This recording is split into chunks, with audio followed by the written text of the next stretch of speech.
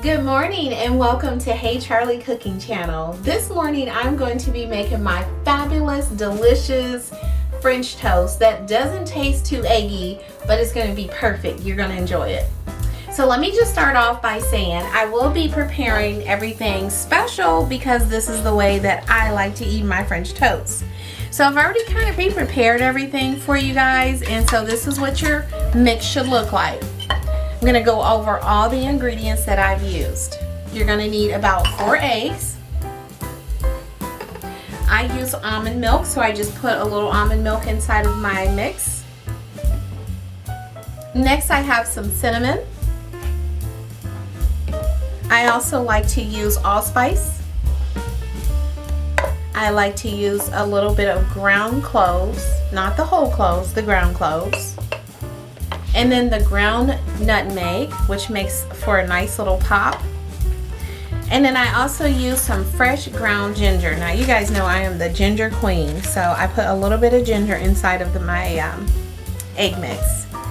Also, I use a little bit of pure orange flavoring. And then of course you guys already seen the vanilla, and so that's what I use. These are my ingredients. So we're going to go ahead and start off with putting a little bit of butter inside of our pan. And I'm going to get this going. I'm also going to be making a very flavorful syrup. It's going to be an orange glazed syrup. So this is optional. I just like to have that little extra oomph when it comes to putting some flavor on my French toast, and so I think you guys will really enjoy how I'm going to prepare that. So I'm going to get this going and get my butter melted. I do encourage you all to use some tongs and just kind of start to melt that around. If you're using the induction oven, make sure that your induction oven menu is on. So you want to start it on, and then you go to your menu. The power automatically starts at 50, and then you can just kind of go up from there. So I'm going to get that going. The most important ingredient that you'll want to use is a very wholesome whole grain wheat bread, and I prefer the Pepperidge Farm. It's so good. It's not too heavy and it's not too light. It's just perfect for making a wonderful French toast bread. So I actually recommend this. Now we're going to start warming up our syrup a little bit, so I will get this going on as well. So you see I don't have too much egg where it's weighing it down. Sometimes French toast is so eggy, and I cannot stand French toast when it's like that. So I'm going to go ahead and put my whisk to the side.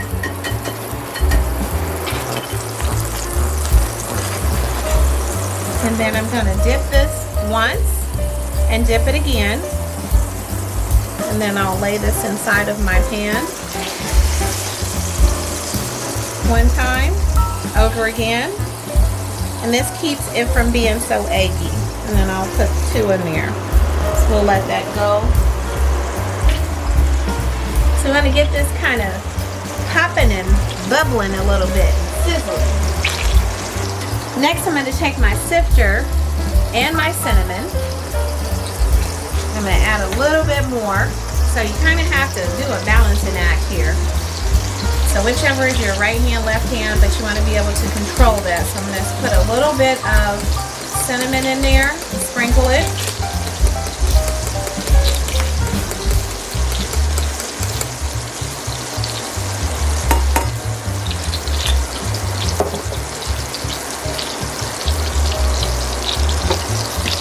And you want to make sure that you just kind of look at it, peep at it, see how it's doing, flip it over. So you'll be flipping this back and forth quite a bit. Make sure, again, you want to make sure that the butter is saturated on your bread so it doesn't dry out. I'll be coming behind on the second end and putting a little bit more of the cinnamon on this side. There we go. Alright, so now it looks like I've got a good boil going on over here for my syrup. So we'll let that boil in there and move that around. That looks good. So we're going to go ahead and turn this off. plate it. All right. Next, I will be adding a little sifted powder. And then we're going to put a couple little oranges over to the side and some nice fresh strawberries. And then next we're going to turn off our syrup and we're going to pour that over.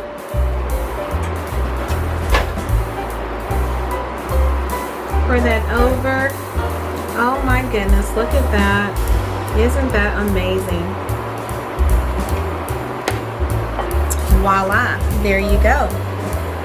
A nice breakfast of French toast.